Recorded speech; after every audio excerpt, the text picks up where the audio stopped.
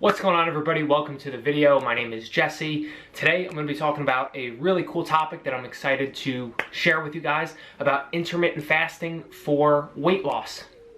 A quick side note before we get started, I'm probably going to be wearing a hat in most of my videos for the next few months because I just didn't get my hair cut in time before all these lockdowns happened, and my hair grows extremely quickly to the point where I'll probably have an afro at some point in the next few weeks, and I have no idea what to do about it.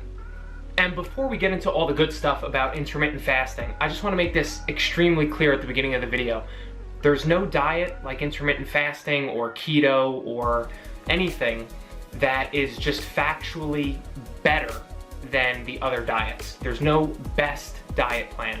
It's more about what is most convenient and best for your particular situation. But what I do hope by you watching this video is that you'll be able to know exactly how to execute an intermittent fasting eating schedule if that's something that you're interested to try and you want to do it properly. And let me also say that I am by no means a doctor. I am a personal trainer and I have a certification in nutrition, so I have worked with a lot of clients with training and with nutrition and can help on that side of things. But if you have a condition that you're not sure if it would conflict with intermittent fasting, go ask the doctor. But I'm gonna start off by telling you a story as to why I started intermittent fasting about 4 or 5 years ago, because I feel like a lot of people can actually relate to this story and they'll get an understanding as to why I even started it and maybe if it might be right for you. So I'll start off by saying that, for the majority of my life, most people told me that I should be eating a small portioned healthy meal every few hours. So every 2 or 3 hours, I would eat a small portion meal. And that's what I tried to do up until about 4 or 5 years ago when I started working in an office. I started a pretty demanding job in Manhattan. I was going into the office, sitting at a desk for anywhere from 50 to 60 hours a week, and I had an hour to an hour and a half commute there every morning and commute back every night.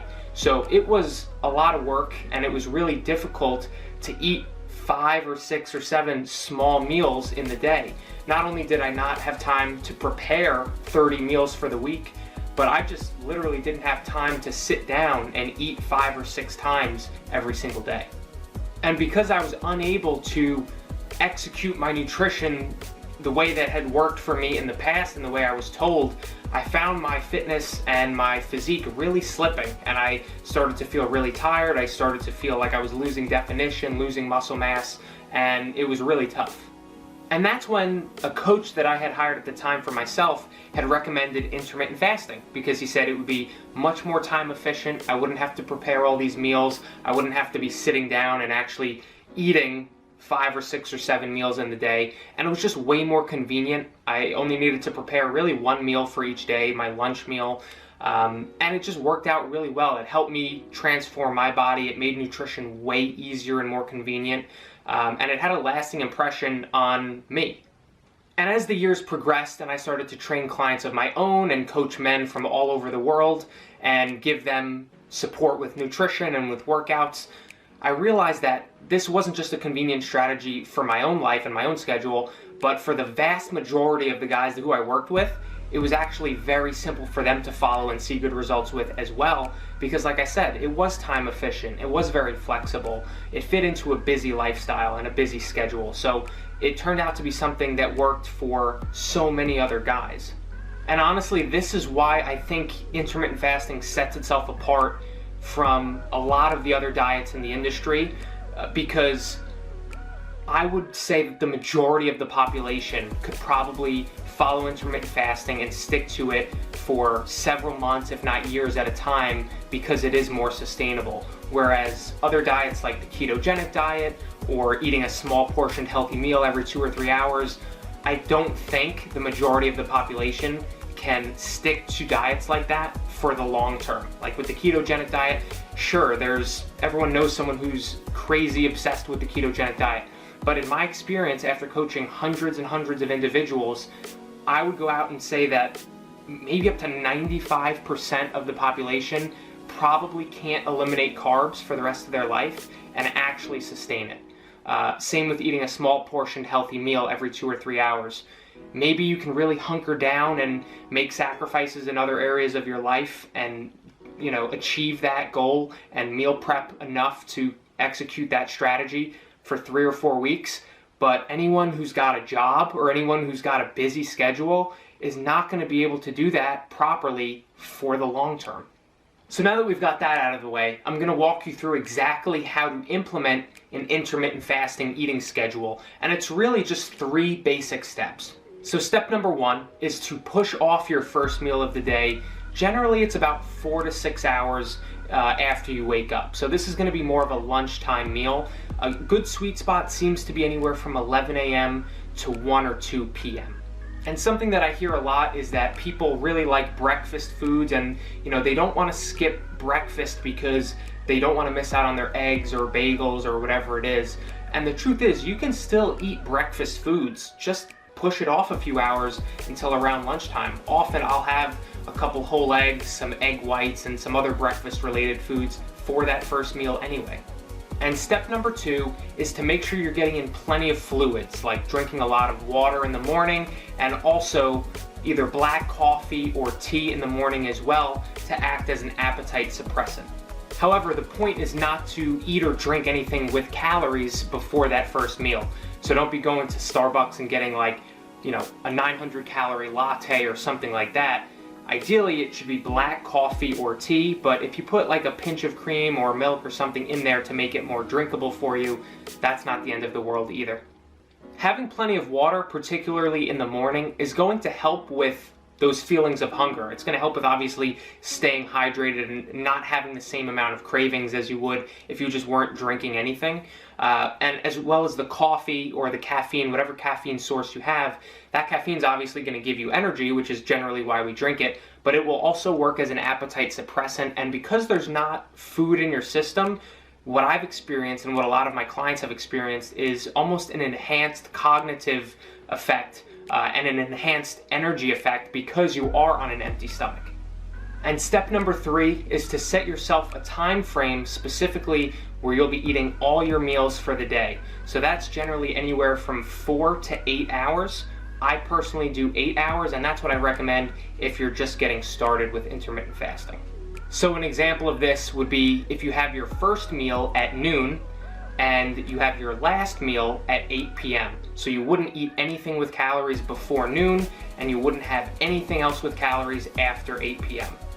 But one reason why intermittent fasting is so versatile is because within that eating window, you can pretty much eat as many meals as you prefer. So I personally have 2 main meals plus a snack or 2 in between because I like not having to prepare a whole lot of meals. I like having 2 meals that are substantially larger and more enjoyable and more filling, as opposed to having to make a whole bunch of meals within a shorter period of time for the day. That's just my personal preference, and that's how I generally teach it to my clients.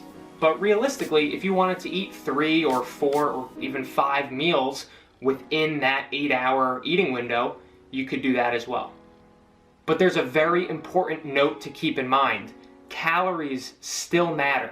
So regardless of if you're eating in a 4-hour eating window or 8-hour eating window or 2 meals compared to 3 or 4 meals, the overall calories that you consume is still going to matter, and you still need to be eating in a calorie deficit to be losing weight or losing body fat. And to gain weight and bulk up, you still need to be eating in a calorie surplus. Now that being said, one of the main reasons why I think intermittent fasting is so good for people who want to lose weight and lose body fat is because it allows them to eat in a calorie deficit and eat fewer amounts of food without feeling like they're actually dieting. Because in the example that I used for myself, I like to have 2 nice big hefty meals in the day plus a snack or 2 in between. That amount of food may equate to 2,000 calories, right? Maybe it's 1,000 calories for each meal or 800 calories for each meal. Those are decently, sized meals. Whereas if I was to spread out those 2,000 calories across, 3 or 4 meals and across the whole day, right? I'm eating in the morning and I'm eating later at night. All of a sudden, it feels like you're eating much less and it feels like you're actually dieting. So for that reason, I've been able to teach this protocol to many clients over the years who have been able to lose a good amount of weight, who have been able to get leaner, minimize body fat by eating in a calorie deficit for, an extended period of time without necessarily feeling like they're being super restrictive, because they're still able to have a nice big hefty lunch meal, a nice big meal for dinner, which is very enjoyable.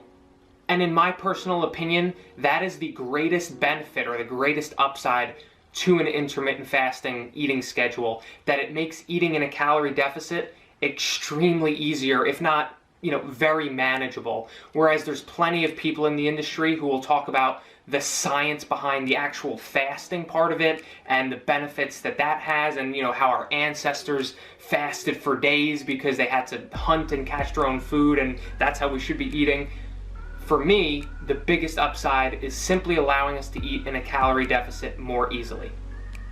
So if you're somebody who does have weight loss goals, you want to get leaner, you want to reduce body fat, and you also have a pretty busy schedule, and what I'm saying as far as like the thought of not having to prepare a whole bunch of meals resonates with you, and the thought of being able to eat, maybe 2 bigger meals in the day and not having to worry about a whole bunch of meal prep appeals to you, then intermittent fasting is definitely something that I would recommend. However, if you're somebody who has the opposite goals, right? You want to gain weight, you want to bulk up, you should be eating in a calorie surplus. And from my personal experience, I don't necessarily recommend intermittent fasting to you. Everybody's different, but I personally found that once I got to 28 or 29 or even 3,000 calories, I found it really hard to eat that amount of food within just 2 meals and a snack or 2. So when I get to that amount of food and higher, because realistically, if you're looking to bulk up and gain weight, you're gonna have to eat more than that. That's when I shift over to expanding my eating window to eating in the morning and eating at night as well. And that's pretty much everything I wanted to cover. Hopefully you have a more clear picture of if intermittent fasting is for you, or even if you want to maybe give it a try and how to execute it properly now. And as you can probably tell by this video, there's a whole bunch of different ways to execute intermittent fasting and to do it slightly differently. And I've put together a guide on exactly how I teach it to my clients and how I've executed it myself. Completely free guide. I'll put the link in the caption of this video so you can check it out and you can try to implement it the way that I teach it to my clients if you'd like to. If you got any value from the video, or if it was helpful, obviously would love if you would like or share the video. And if you'd like to be notified about other videos that I make, feel free to subscribe to my channel. And other than that, hope you guys have a great day. I will see you on the next video.